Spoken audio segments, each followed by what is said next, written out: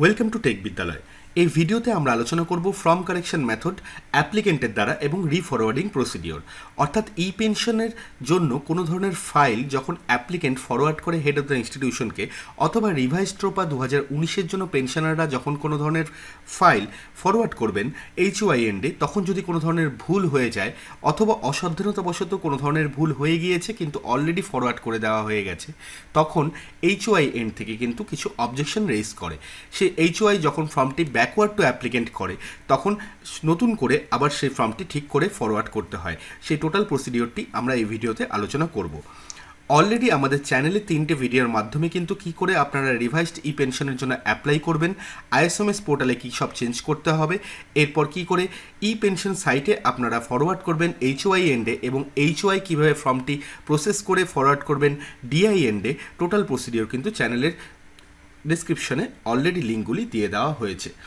এবং শেষ ভিডিওতে আমরা আলোচনা করেছিলাম যদি কোনো অবজেকশন বা কোনো ধরনের ভুল যদি অ্যাপ্লিকেন্টের দ্বারা হয়ে থাকে, তা যদি হেড অফ দ্য ইনস্টিটিউশনের নজরে আসে, তাহলে হেড অফ দ্য ইনস্টিটিউশন কী করে সেই ভুলটির জন্য আবার ব্যাকওয়ার্ড করবেন অ্যাপ্লিকেন্ট এন্ডে।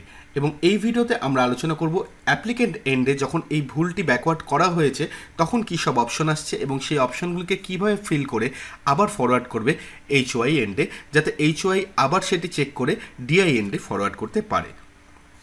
ভিডিওটি দেখার আগে অবশ্যই চ্যানেলটিকে সাবস্ক্রাইব করুন এবং চ্যানেলটিকে অবশ্যই শেয়ার করুন, যাতে বাকি সমস্ত শিক্ষক শিক্ষিকা এবং শিক্ষাকর্মীরাও উপকৃত হয় এই ভিডিওর মাধ্যমে। চলুন তাহলে শুরু করা যাক। Head of the institution already ভুলটি কিন্তু রিভার্ট করে দিয়েছে অ্যাপ্লিকেন্ট এন্ডে। এখন অ্যাপ্লিকেশন যেখান থেকে করা হয়েছে অর্থাৎ অ্যাপ্লিকেন্ট এন্ড থেকে কিন্তু সেই পরিবর্তনটি করতে হবে। এই ক্ষেত্রে অ্যাপ্লিকেন্ট লগ ইন বাটনে ক্লিক করুন।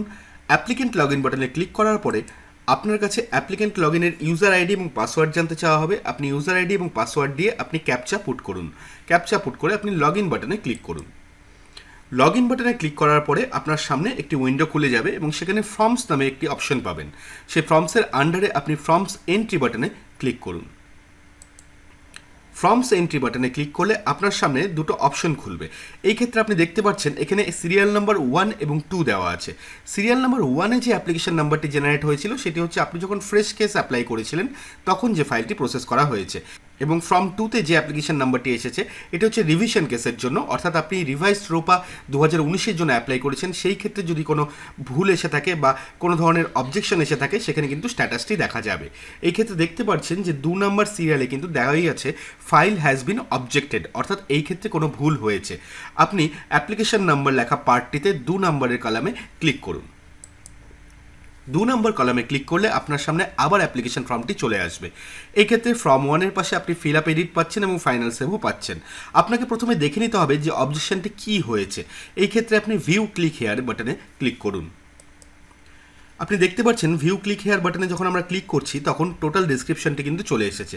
এই ক্ষেত্রে ডেসক্রিপশন বক্সে লেখা আছে আনরিভাইজড বেসিক পে অ্যাজ পার রোপা 2019 ইজ এমটি, অর্থাৎ এই ডেসক্রিপশনের মাধ্যমেই কিন্তু HY থেকে আপনার এন্ডে রিভার্ট করে দেওয়া হয়েছে এই অপশনটি, কারণ আপনার আনরিভাইজড বেসিক পের জায়গাটি 0 দেখাচ্ছিল।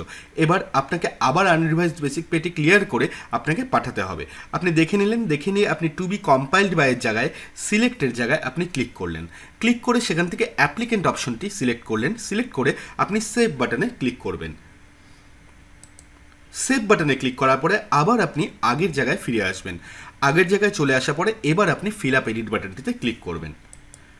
ফিল আপ এডিট বাটনে ক্লিক করলে আমরা প্রথমেই যে অ্যাপ্লিকেশনটি করেছিলাম প্রথম থেকে যে প্রসেসগুলি এসেছে সেই প্রসেসগুলি কিন্তু পরপর আবার চলে আসবে।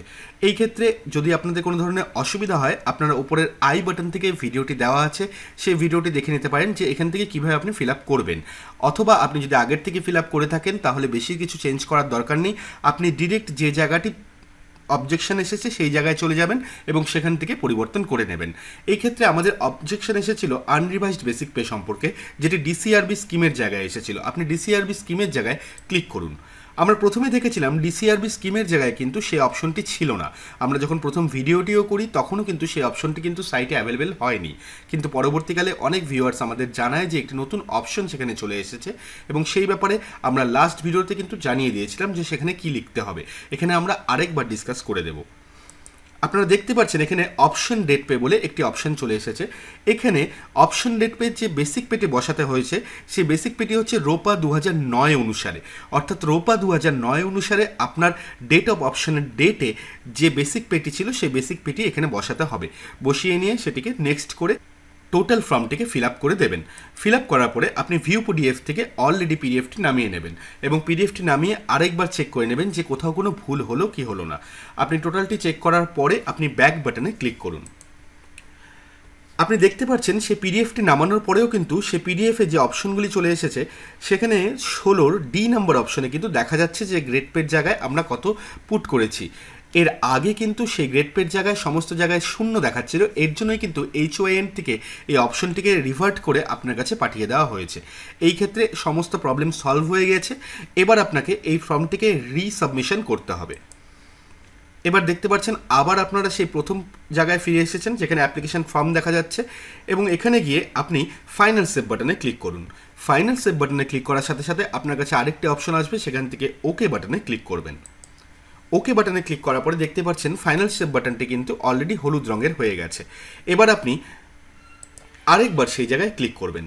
আরেকবার সেই জায়গায় ক্লিক করলে আপনার সামনে সেভ সাকসেসফুলি চলে আসবে এবং ফাইনাল সেভ অপশনটি চলে যাবে এবং এখান থেকে ই সাবমিট অ্যাপ্লিকেশন করতে হবে। কিন্তু ই সাবমিট অ্যাপ্লিকেশন করার আগেও কিন্তু আপনার একটি কাজ রয়ে গেছে। সেই কাজটি হলো আবার অবজেকশন কমপ্লাইয়ের নিচে দেখতে পাচ্ছেন আরও দুটো অপশন আছে, অবজেকশন রেইজড এবং ভিউ ক্লিক হেয়ার। আপনি ভিউ ক্লিক হেয়ারে ক্লিক করুন। ভিউ ক্লিক হেয়ারে ক্লিক করার পরে আপনার সামনে সেই অপশনটি চলে আসবে যেখানে অলরেডি আপনি অ্যাপ্লিকেন্ট দিয়েছেন। এবার আবার আপনি কমপ্লাই অ্যান্ড সেভ বাটনটিতে ক্লিক করবেন। কমপ্লাই এবং সেভ বাটনে ক্লিক করলে আপনার সামনে আরেকটি উইন্ডো খুলে যাবে এবং সেখানে আপনার অ্যাপ্লিকেশন নাম্বার, অবজারভেশন এবং কমেন্টটি জানতে চাওয়া হবে, অর্থাৎ এই ব্যাপারে আপনি সেটি ঠিক করেছেন কি করেননি। আপনি কমেন্ট সেকশনে আনরিভাইজড বেসিক পে সম্পর্কে লিখে দেবেন এবং লিখে দিয়ে সেভ বাটনে ক্লিক করবেন। সেভ বাটনে ক্লিক করার পরে আপনি ব্যাক বাটনে ক্লিক করবেন। ব্যাক বাটনে ক্লিক করার পরে আপনার কাছে একটি অপশন জানতে চাওয়া হবে যে ফ্রম ওয়ান সাবমিটেড কান বি এডিটেড ফার্দার, অর্থাৎ এখান থেকে কিন্তু আপনি ই সাবমিট করে দিচ্ছেন। আপনি ই সাবমিট অ্যাপ্লিকেশন বাটনে ক্লিক করবেন এবং ওকে বাটনে ক্লিক করবেন। ওকে বাটনে ক্লিক করার পরে আপনার কাছে কিছুটা সময় নেওয়া হবে এবং কিছুটা সময় পরে আপনার কাছে অলরেডি একটি মেসেজ চলে আসবে। সেই মেসেজে লেখা থাকবে your file has been submitted successfully.